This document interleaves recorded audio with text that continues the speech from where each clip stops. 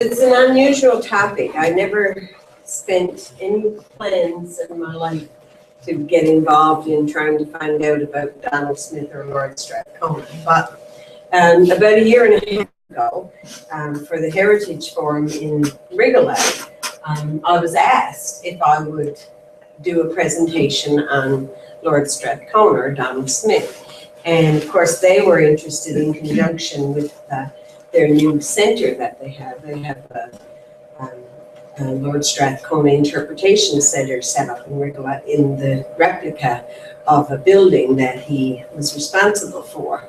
And it's called the Strathcona Building, of course. So I thought, I can do that. So I got right into it and started to investigate.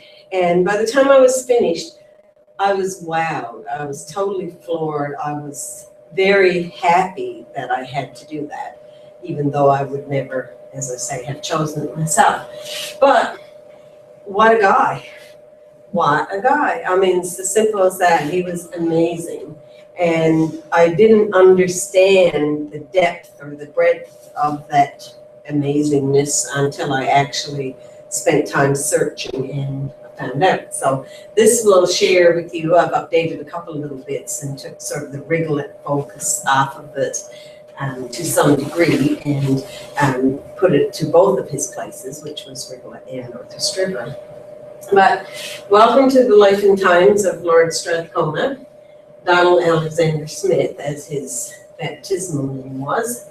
And it's his time in Labrador. He was here for 21 years, from 1848 to 1869.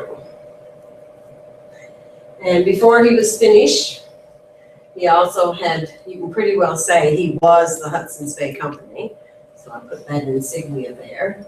And he was knighted by Queen Victoria so that he could serve Donald Alexander Smith.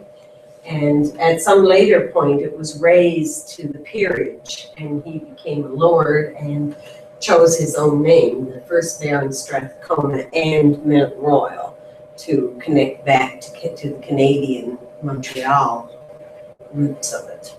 So he was all of that before he was finished.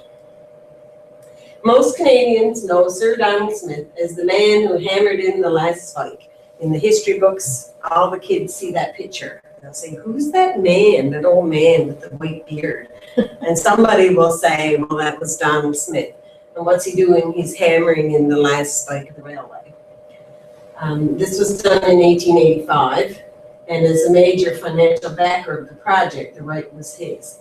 And his story is amazing. This is one of the many statues of him across Canada. He was born in Forres, Scotland, on the 6th of August in 1820. Donald Smith was the fourth child of 6 children, 3 boys and 3 girls. His father, Alexander Smith, was an alcoholic shopkeeper, and his strong mother was Barbara Stewart Smith. It's important, I think, to some degree, where he was from, because it helped to prepare him for wilderness, because even though he was born in that town, you see, Forres, so it wasn't a terribly large town, but he also lived right up at the tip of northern Scotland, so that the climate at times was harsh, and as you can see, there was like rivers and forests and rocks and things, so he didn't live just a city life as a child. He also had some wilderness, and he did have some harsher climate. So I guess all of those things would have helped to prepare him. This is actually the house. This here no longer exists. The bridge flooded or something and had to be blasted away, and a new one was built. But there is a plaque on the bridge that says that this is next to the site of the house where Donald Smith was born. They don't have my house. Oh, just a small font. Anyway, the painting is from a private family collection. This is the first picture ever seen of him. He's 18 years old. It was done on a little miniature. He had blue eyes and red hair. He was a very clever boy, as we'll come to find out. But all of the family funds were being used to train his older brother, I mean, that's the sad part about being fourth, isn't it? You're way down the list of money. And his older brother was in training to be a doctor, so whatever school money there was being used for him, so there was nothing for Donald. So this left the issue of what to do. He began to apprentice under a local lawyer, and he was copying files and found it very, very boring. So he did have an uncle, his mother's brother, who suggested that maybe he could go to Canada and maybe some business, or even perhaps the Hudson's Bay Company. It was just an afterthought. But he had to do something because he was wasting away at 18.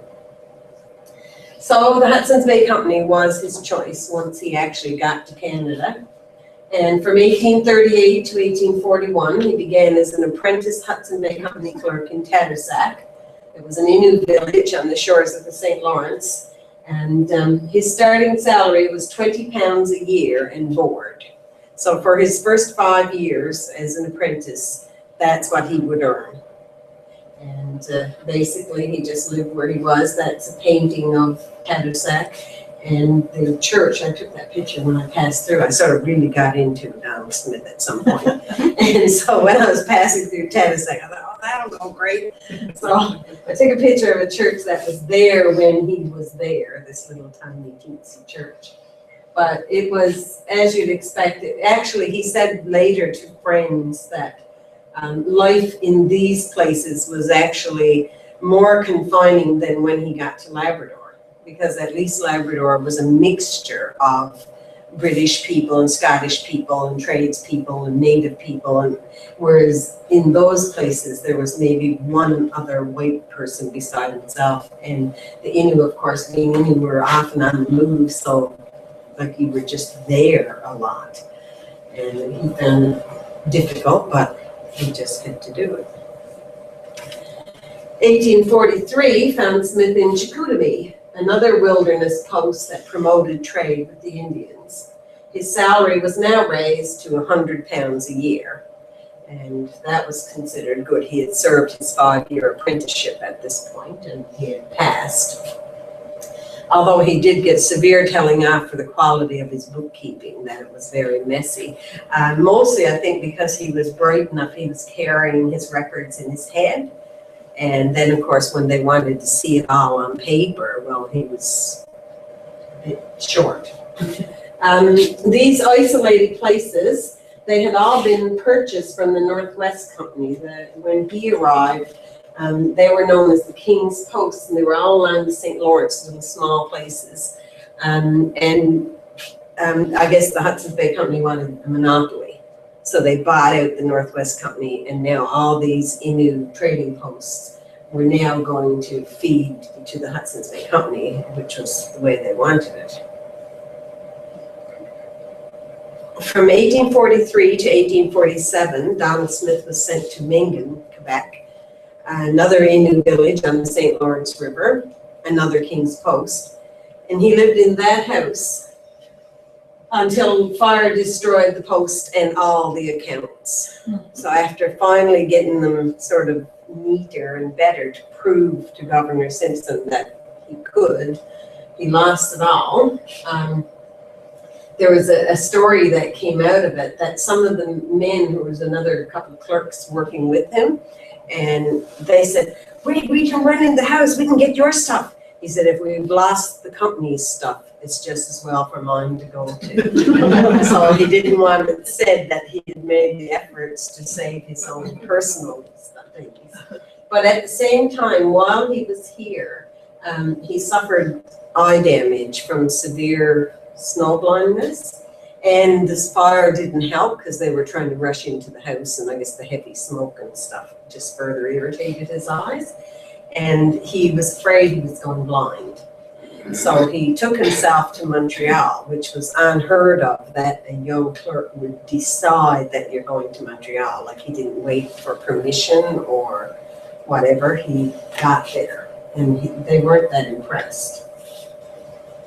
So while he was in Montreal, seeing the doctor and not impressing the chief trader in Montreal, because he had shown that initiative and took himself there, word arrived in Montreal from Northwest River that Chief Trader William Norse had suffered a stroke. So like you gotta get him out of there, you gotta get somebody in. So Donald Smith, who at this time is now 27, and a young man called James Grant, who was about 18, maybe 19 in a pinch, and 3 Cree from Ganawaki, just outside of Montreal, were sent to go overland to Northwest River immediately. Well, it was really bad because it was like they got the word on January the 18th, and January the 19th they were told to depart. So it was like no planning, no preparation. And someone once said to Donald Smith later, like, how could they have the nerve to ask you to do that long overland journey from Montreal to Northwest River, like with like 6 hours notice? And he said, the way I looked at it is if they had the nerve to ask me, then I had the nerve to do it. So he just dug in stubborn, I guess, in his Scottish background and did it. But the trip was a disaster. They arrived at Mingen, okay, so they left Quebec, they left Montreal way up, and they got past Cynthia, here's Mingen here. By the time they got here, it was in February, so more than a month had passed, and one of the native guides had already died. They had severe frostbite, they were half starved, it was really bad. And of course, if you think it through, why would the guides, the Cree guides from outside of Montreal, know anything about wilderness Labrador travel? And of course they didn't know, and things went wrong, badly wrong. So they stayed there then and recovered because they were seriously in bad shape. The ones who were still alive, the guides went back, but James Grant and Donald Smith headed off again and moved on this way, came up through, partly where the road is, I guess they came out, because they came up through here, through Minnipe and into the Kenmue River thing, and came out in Northwest River. And Norris was there, and by now it was almost time for the first boat of the spring, so he had to go out. He was in severe shape, so Smith was put in Rigolet as a clerk.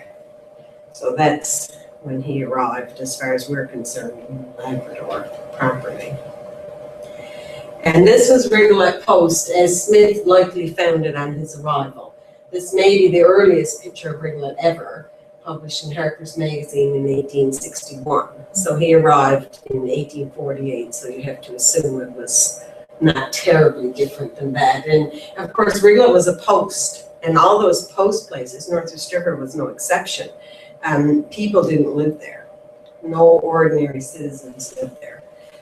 It was purely the company, their house, their trading buildings, and all the people lived in little coves and bays all around. And that was the same here. The closest people were probably up the rapids here to the actual Northwest River Post. And likewise in Rigolet, nobody lived there except somebody who was employed.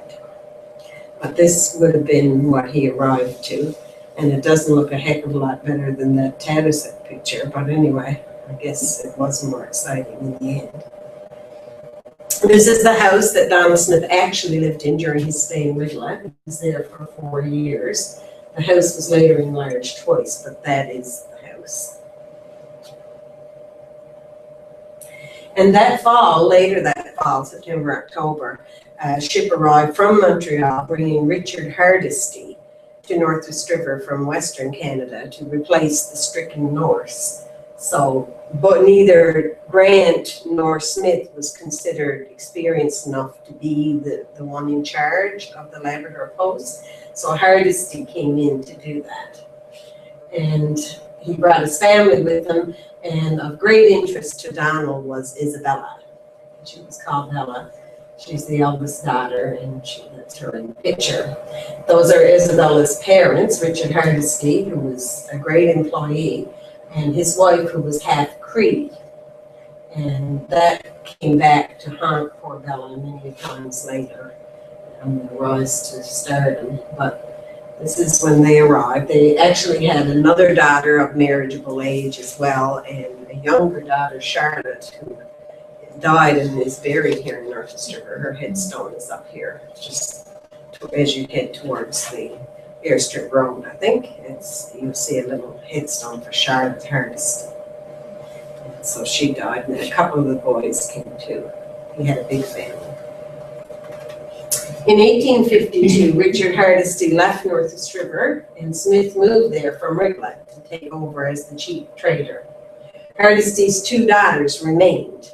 Mary, to marry Joseph McPherson, who was another clerk in North River at the time. They moved on to Kippacaga, Postville way.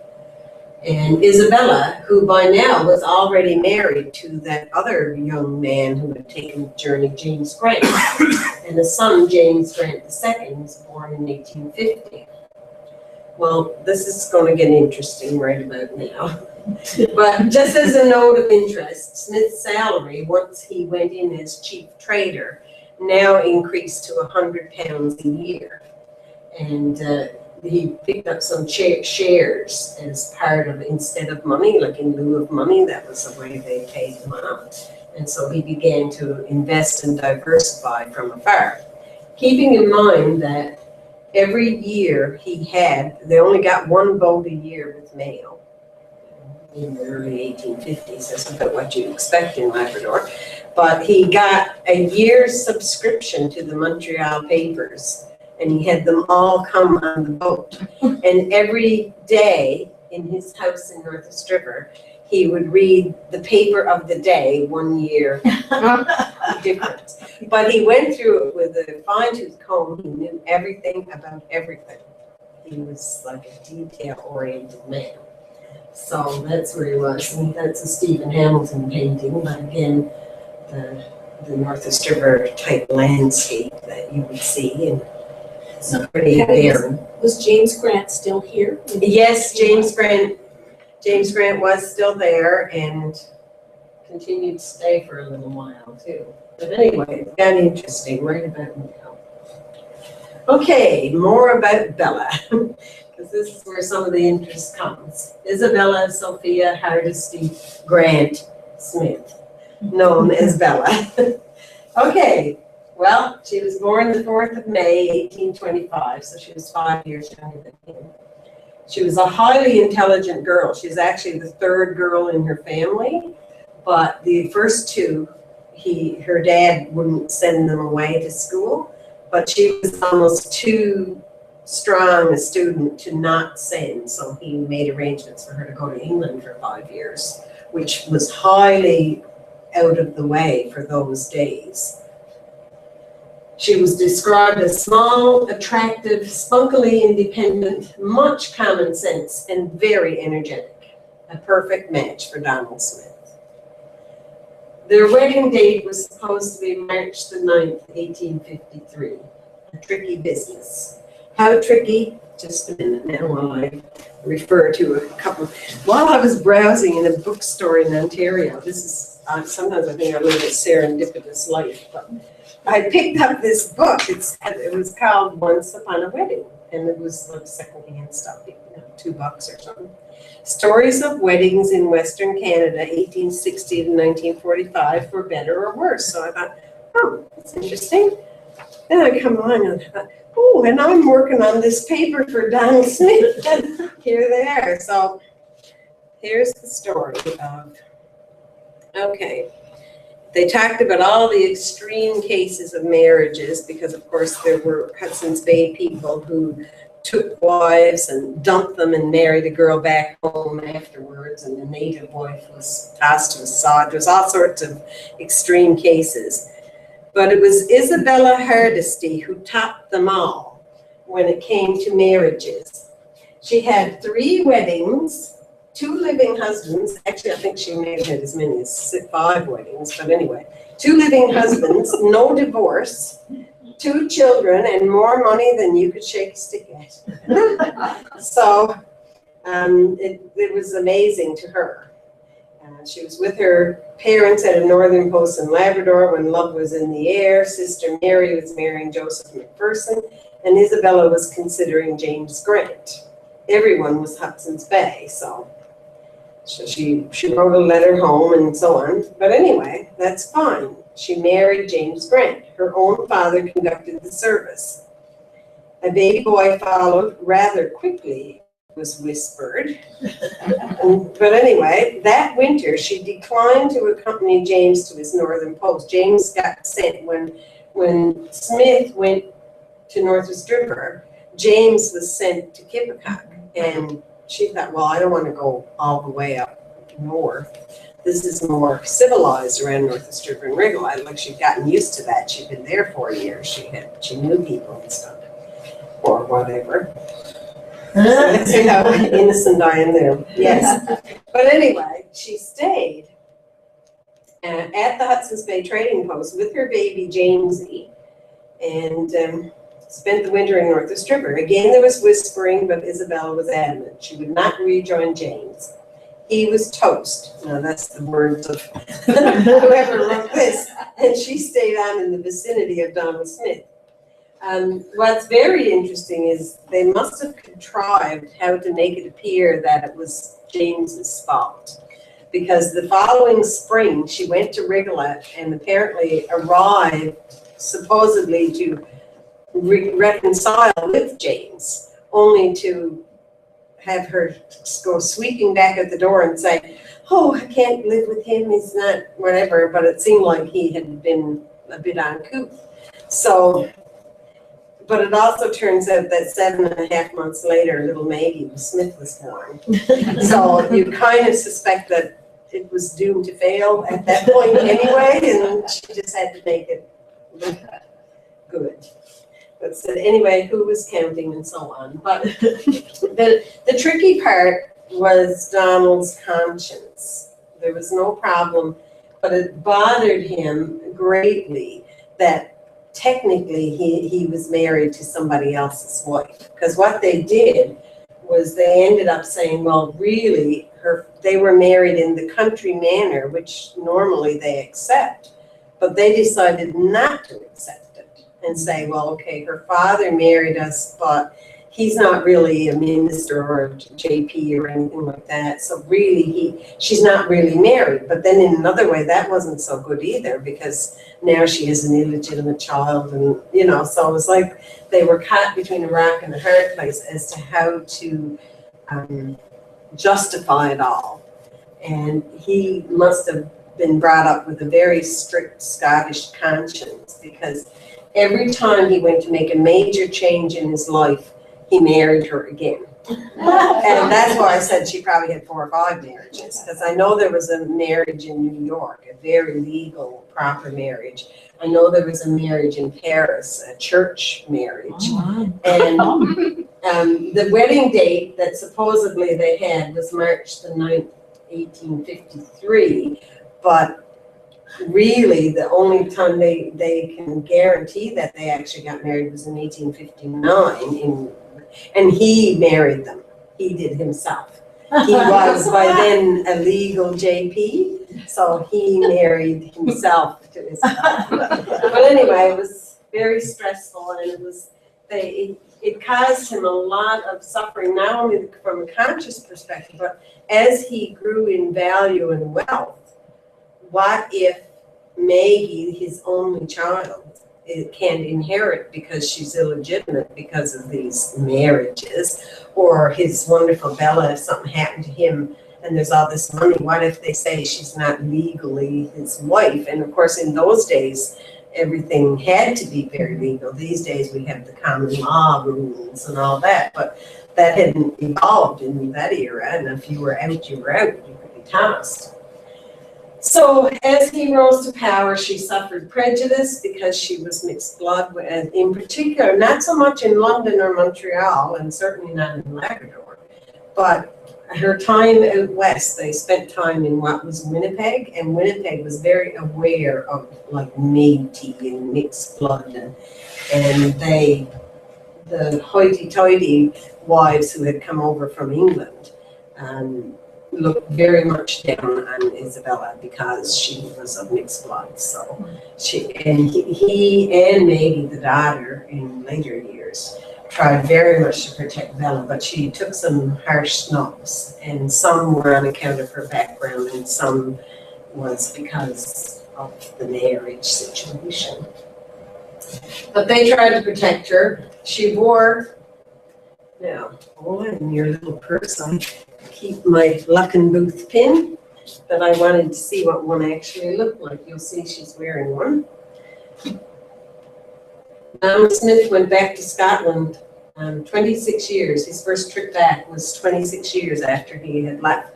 And when he came back, he brought a gold ring for Bella. Presumably she hadn't had one up till then.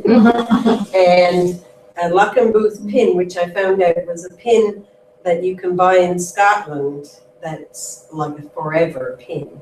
And those were the only two pieces of jewelry that she ever had or wore. So maybe she had other pieces, but if she did, she didn't ever wear them. She wore the pin and her ring, and that was it. So she wasn't a wasteful woman as far as jewels were concerned. But that's Bella. Their daughter, Margaret Charlotte Smith, named for actually Donald's oldest sister, who died just after he came over here. And she kind of helped to raise him up a little bit, so she was special. And Charlotte, of course, the little sister of Bella's, who had already died here. She was born January 17th, 1854, known as Maggie. She was 10 when she left Labrador to go away to school. And this picture was taken when she went to go to school. I guess when they got to Montreal, they could get a proper photograph. Maggie was the only child of Donald Smith, though he did adopt Bella's son, James Grant, or Jamesy, who did use the Smith name later. Maggie eventually married Dr. Robert Howard of Montreal and had 3 sons and 2 daughters. But Sir Donald Smith spent much time in worry as to whether Bella and Maggie would inherit. Because, of course, they were both, like, they were his world. And his other world was this financial success that he had created. And if they can't reap the benefit of it, and of course, with the laws for women in those days, it was a major concern. So it caused him stress. This was Donald Smith in Northwest River in 1860. So he had been 12 years in Labrador then, and by now he's the chief trader. This is a visit to Northwest River.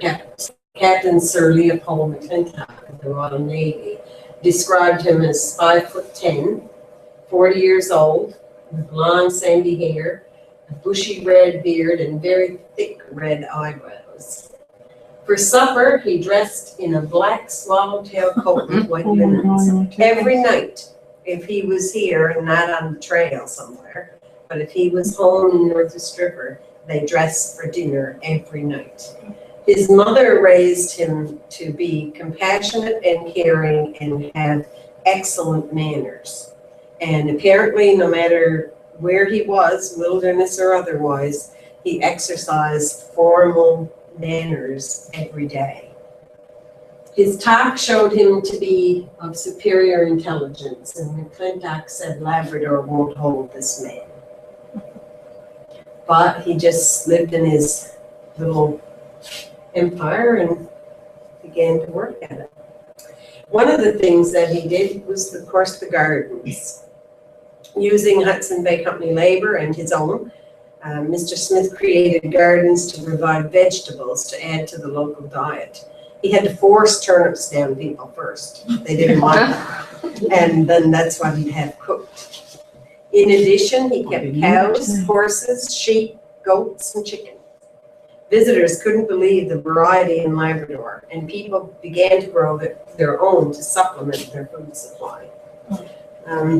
In one of his, Hans Rollman used to say the Moravians had 500,000 pieces of information. Well, the Hudson's Bay has around probably the other missing 500,000. Because if there's anything you really want to know, you can find it. Okay, this is written by Donald Smith, August 19th, 1855. Our meal today consisted entirely of country produce. It consisted of venison, fish, new and old potatoes, turnips, cabbage, carrots, lettuce, parsley, onion, leeks, and green peas. Also, rhubarb tart with pastry made of mashed potatoes, eggs, and milk. Of the customary flour crust, the only imported or foreign commodity used being sugar. All of the people at the dinner pronounced it to be the best that they had ever partaken, and this demonstrates beyond doubt that with a little attention at the several parts to the culture of vegetables, the comforts of the people might be materially increased, while the expense, being Scottish of course, he was always aware, the expense for imported provisions would be considerably decreased. And that's just his own personal commentary. But they say he had pumpkins and like he just grew and grew and grew things, and eventually people started to take from him. He also ordered the seed from the Orkneys because he figured it could grow in those like harsher climes, that would be the perfect seed for Labrador. So he constantly used like his brain, his desire to save money, his desire to be healthy.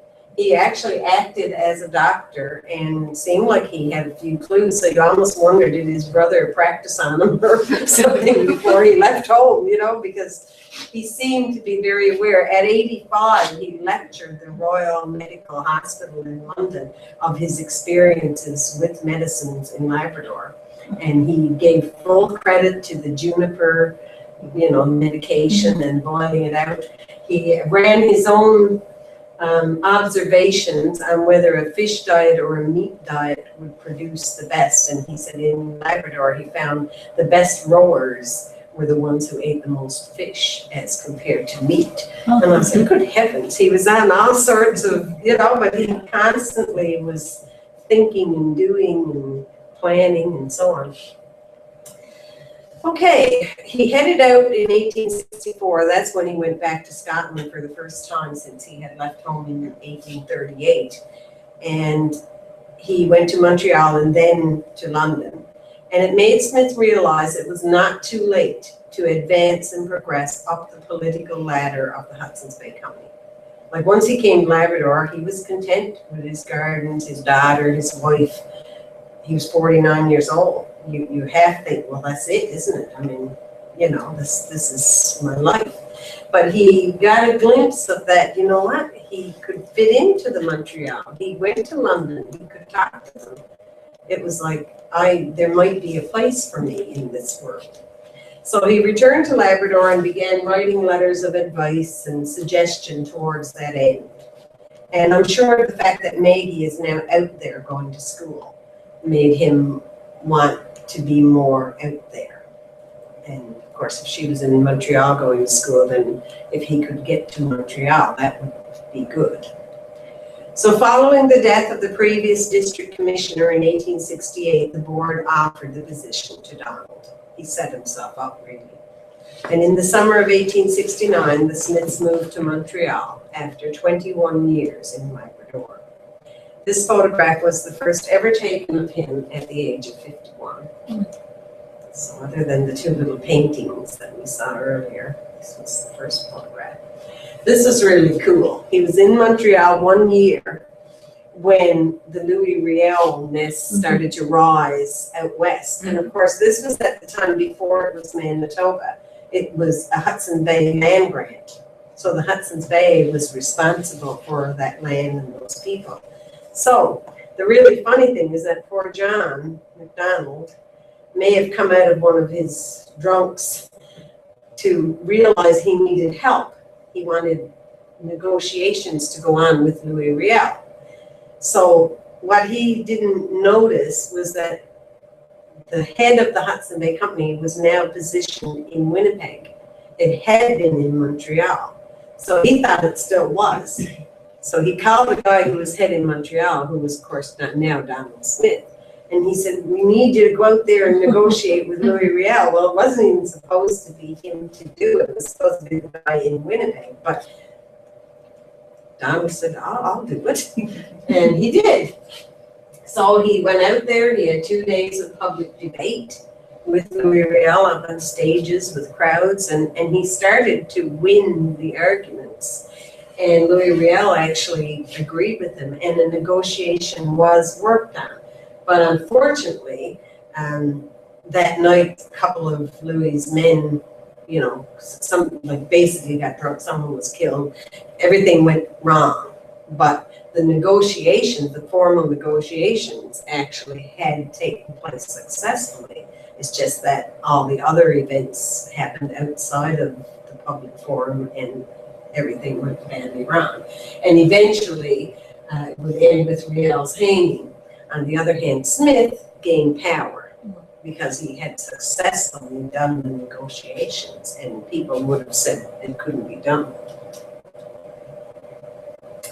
Now, once Smith was in Montreal, he then financed, he was also still in charge of Labrador, like Labrador was still under his umbrella.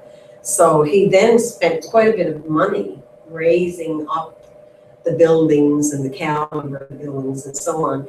And this is in the 1880s now, Rigolet, and you can see it's grown considerably to what it was before, and some of the buildings are quite, you know, quite substantial.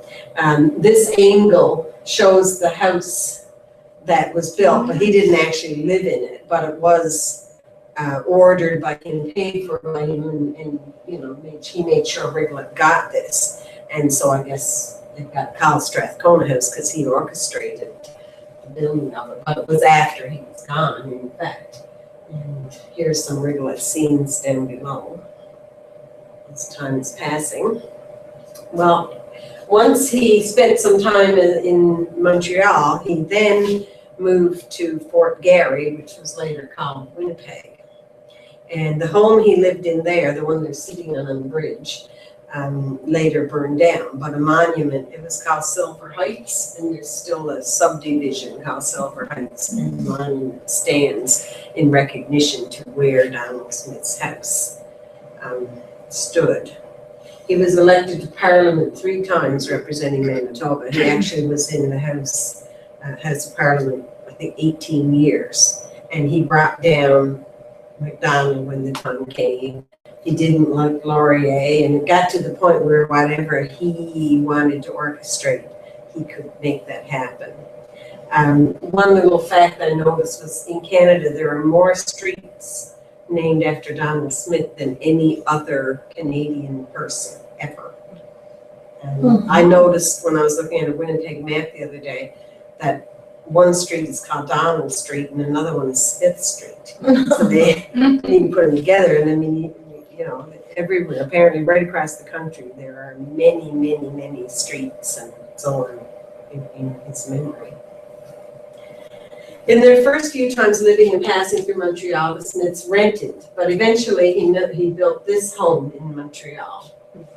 His daughter lived here too, because they didn't marry till she didn't marry till she was 34. Now that he was financially secure, and by now he's very financially secure, Smith began to show his generosity. He helped several family members on a regular basis. In actual fact, he carried 12 family members. He supplied them with money for the rest of their days. He had it set up so they would have a monthly stipend and whatever they needed. He also believed in education and learning, and so he built, among others, a school for girls in Montreal because he thought about his sister that he had so dearly loved. She was bright too, maybe as bright as he was, but she couldn't go to school, just him and his brother. And he didn't like that. And of course, he had Bella, who had whose father had sent her to school, and he had his Maggie. So he was very much for the women. He and a cousin donated $1 million towards building the Royal Victoria Hospital, and he donated generously to McGill. Throughout it all, he was referred to by those in the company as Labrador Smith. Some of them probably wished he'd go back there. Anyway, never mind. Following his being knighted by Queen Victoria in 1886, Sir Donald Smith was sent to London as the High Commissioner representing Canada, And this is the family residence in the heart of downtown London, where Canada's ambassadors are still placed today. There. And the legend grows. He was raised to the peerage as the Baron Strathcona in Mount Royal. His is one of 4 titles ever given to Canada, and the only one that is hereditary. He negotiated that. He also ensured that it could be given to a female, as it was Maggie who became Baroness Strathcona after his passing. His great-grandson, Donald Ewan Palmer, is the current Lord Strathcona. And that's a portrait of him when he's about 70, and a newspaper caricature, because of course they love to do cartoons about Donald Smith. He was a great fodder for that. And that's an actual copy of his handwriting. It's highly legible compared to some of them. And my eyes can tell you that after I microfilm a bit. But he certainly was a highly educated boy. This is Glencoe House in the top picture. It was built by Lord Strathcona in Scotland, as he was made Baron of Strathcona in Montreal. Strathcona is Gaelic for the River Coe. Strath means river, and Coe is the River Coe that was passing through. Donald Smith coined the word. He made up that word. There was no Strathcona until he decided that's what he wanted to be Baron of. So that's it. We have it now. Lord Strathcona also built this home on the Isle of Colonsay as a summer retreat. He also bought the island. Wow. This is Nevford House in Hertfordshire. It's the home that Lord Strathcona and Lady Isabella leased from 1899 till their deaths in order to be closer to London, the Hudson Bay headquarters. At this stage, Smith was now the governor of the Hudson's Bay Company and the principal shareholder. In effect, he owned the Hudson's Bay Company. He didn't. He had the say so. It was all his to say. Sir Donald Alexander Smith died on January 21st, 1914, 10 weeks after the death of his wife. He used to work 11 hours every day, and he worked every day. He was 94 when he died. He was still working 11 hours of the day. He was still the High Commissioner for Canada. He was still the governor of the Hudson's Bay Company when he died at 94. But they said that when she died, he did the unthinkable. He didn't go to work. And once he didn't go to work, it's like he just gave in to everything that he had been, bad cold, bad lungs, bad cough, everything, and he just gave up. He lost the will to it, basically, with that belt. The king wanted Uncle Donald put in Westminster Abbey, the resting place of kings and England's dignitaries. But he didn't want that. His service was held there, but his remains were put to rest in Highgate Cemetery in London beside his beloved Isabella, according to his wishes. But the king, they called him Uncle Donald, they did. And he wanted him in Westminster Abbey. And so as a compromise, the king placed these stained glass windows in Westminster Abbey in his memory.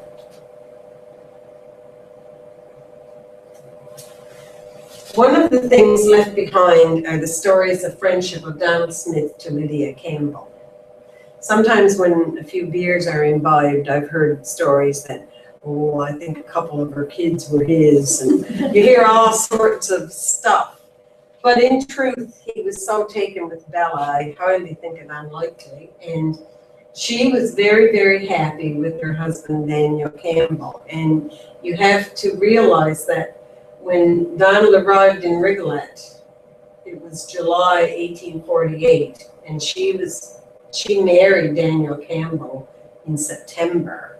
So it was only 2 months after his arrival there that she would have already been married to the love of her life, because she was in a forced marriage the first time and was very unhappy, and then she was extremely happy with Daniel Campbell. So I really don't see a lot of room for possible whatevers. And there's no reason to think it, but she did housekeep for them because Daniel stayed on as the cooper. For the first 2 years of their marriage, he stayed in Rigolet, and she was the housekeeper at the Hudson's Bay house. So she probably had to wash his underwear and other, personal things, and cook the meals and the whole bit. And she certainly was a longtime friend, but Daniel himself was also a very, very good friend to Donald Smith, and he to him. Every year, every spring, money was very hard to come by in Labrador in those days, and Daniel gave up his Hudson's Bay job and went trapping and so on his own. And every spring, Donald would call for Daniel to come to North River or Rigolet, whichever, and to build some barrels and things as cooper, and just give him that bit of employment so that he would get a bit of cash on books and so on, And so in a way, you can tell there was a lot of mutual liking and so on. And they also, and Bella delivered Lydia's babies and some of Hannah's too. One of the times she delivered one of Hannah's was funny. She got the baby and everything was going well, and they had a chimney fire, how likely that was. And they said Mrs. Smith was only running with the buckets. You could just picture her totally caught up in their lifestyle and so on. But I don't think there's any doubt that they were good friends. And I did come across in some of Grenfell's 8,000 pieces of writing, where he visits, and on one occasion, which was, I would think Donald's about 86 here, he was asking about old Labrador acquaintances when Grenfell went to London to visit him, as it was then 40 years since he had left the coast.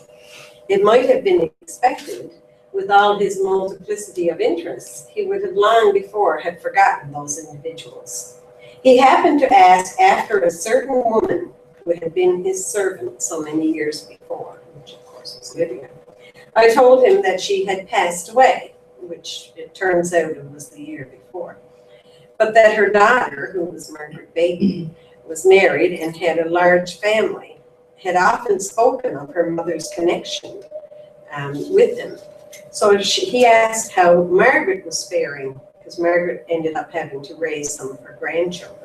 So that at the time this was, Margaret would have been in her early 60s, and she now has grandchildren to raise, having already raised her children. But he appeared to take very little notice when I told him that the family were having hard times. However, the next time I visited that part of Labrador, I heard that he had sent a special Labrador order of pork, flour, molasses, butter, and many outfits of clothing for herself and those children.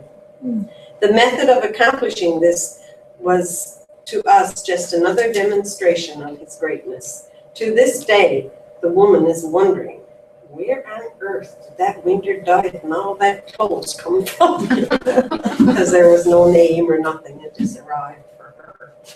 So that was an example. I don't think I understood fully how generous he was until the appendix in the back of this book has nothing but pages and pages and pages and pages of all the money that he gave away. His mother told him that no decent human being should die so rich that, like obviously you provide for your wife or your children and so on, but you shouldn't die with a lot of money. She believed that was wrong, and he must have agreed with her because he kept giving away.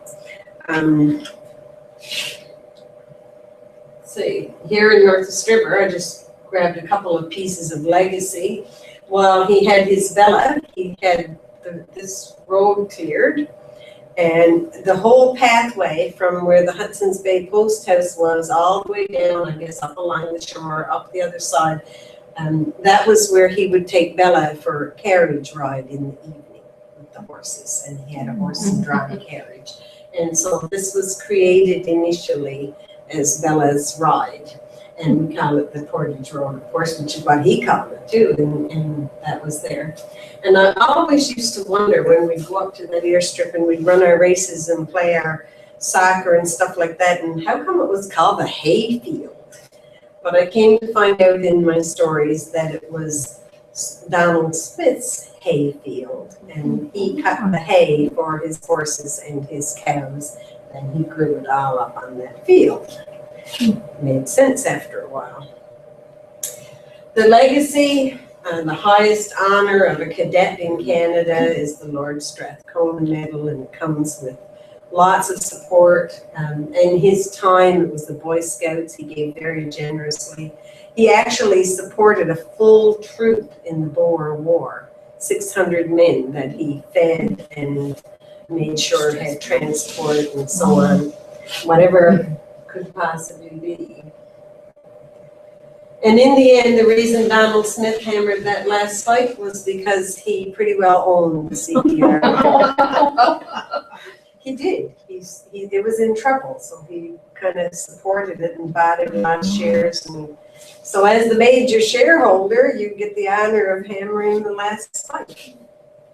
His story is Canada's greatest rags to riches tale, and it's generally agreed that this 18-year-old penniless boy who borrowed from his uncle the money to come to Canada and promised to pay him back. He did. And he achieved all of this because of his personal characteristics. When he was raised as a baron, he had to choose a motto. His motto is perseverance. One word. So that alone tells you things. And of his time in Labrador, Smith recalled, "Time never hung heavily on my hands. I was always busy, and when I had no actual and definite task, I was planning." Well, those plans and dreams came true, and his name and memory is kept alive worldwide. Here in Labrador, Northeast River has its gardens and its roadways. Happy Valley Goose Bay has a Strathcona Street, and in Riglet is this beautiful Strathcona Interpretation Center. So we're certainly keeping pieces of them alive, but until you understood just how much it's difficult to explain how much he gave away. When he died, his estate was worth $27 million. But at that stage, it's still like he bequested things into perpetuity. Seems like I missed a picture. Yeah, a ship or something. Okay, yeah, I missed the ship. Where is it? Oh, there it is. Okay. This was how he helped the people of Labrador. That was an important piece, and I think I remember talking about that. Okay, this was built in 1897 to 99. This is the Strathcona. It was completely outfitted for Grenfell with medical operating room and supplies, paid for by Sir Donald Smith, all of it. This following the loss of the Sir Donald, which had been an earlier gift in 1893. So as soon as Grenfell needed a boat for the people of Labrador, Smith paid for it and brought it in. Grenfell, I felt, was a tad careless. He lost the boat, the first one, which I thought was the last piece of paper. Oh, here it is. I couldn't believe it when I read it. It was amazing. Okay, so there's this lovely little medical boat. It's only 3 years old, maybe. And this is how Grenfell writes about it. One detail, however, had gone wrong. We had anchored our beautiful Sir Donald in a man's care in a harbor off a long bay on the shores where he was wintering. He had seen her once or twice in her ice prison, so I guess he left her frozen in the ice. But when he came to look for her in the spring, she had mysteriously disappeared. The ice was there still. There was not a vestige of the wreckage. She must have sunk, and the hole frozen up. Yet an extended period of creeping the bottom with drags and grapples revealed nothing. And the water was not deep. Her mast should have been showing. It was not till some time later we heard that our trusty craft had been picked up some 300 miles to the southward and westward, well out in the heavy ice pack, and right in among a big patch of seals in the Atlantic Ocean. The whole of the bay ice had evidently gone out together, taking the ship with it, and the bay had then neatly frozen over again. The seal hunters from the SS Ranger laughingly assured me that they found a patch of old seals having tea in the cabin. They passed her a friendly rope, and she felt the life of the rolling wave beneath her once more. Here, and soon was safely ensconced in the harbor at St. John's. Here she was sold by auction, and the proceeds divided as her ransom to the plucky salvers. So that gift kind of just went out the window. But then he outfitted this one, and later he replaced the boilers, and he also gave a running grant of $1,000 every year to keep the boat going and in maintenance and so on. And the Strathcona 2 was actually paid for by his daughter when this one actually sank, when the actual Strathcona sank.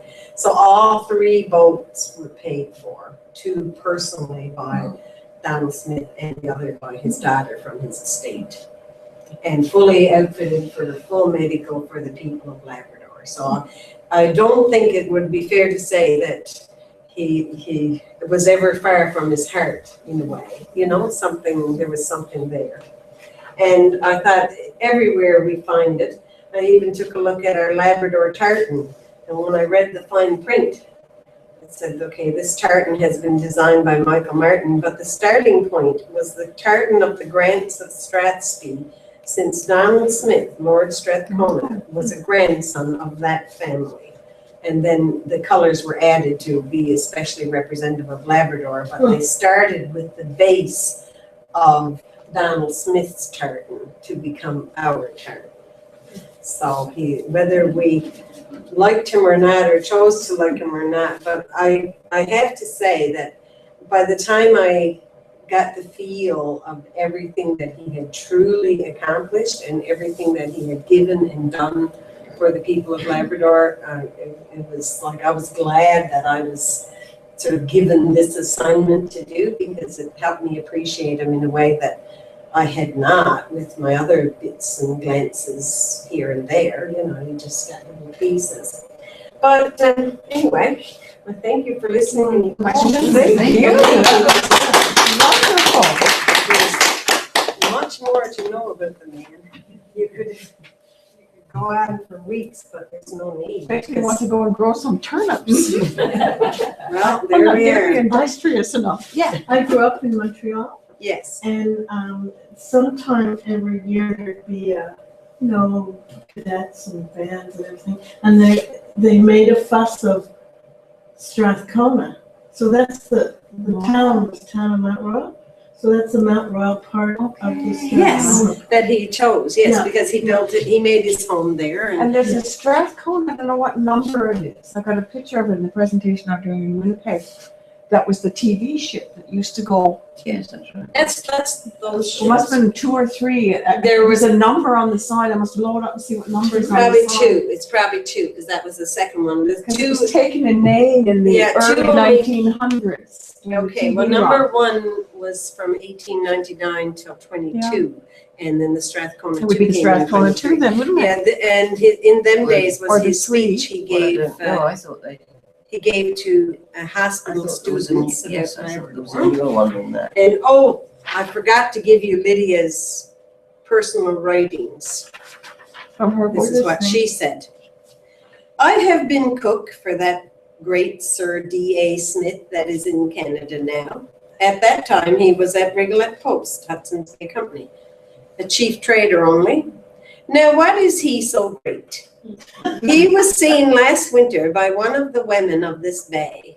She went up to Canada and came back this summer. He is gray-headed and bended. That is Sir D.A. Smith. She wasn't easily impressed. Wow, Yeah, that's so that was wonderful. a little quote of that.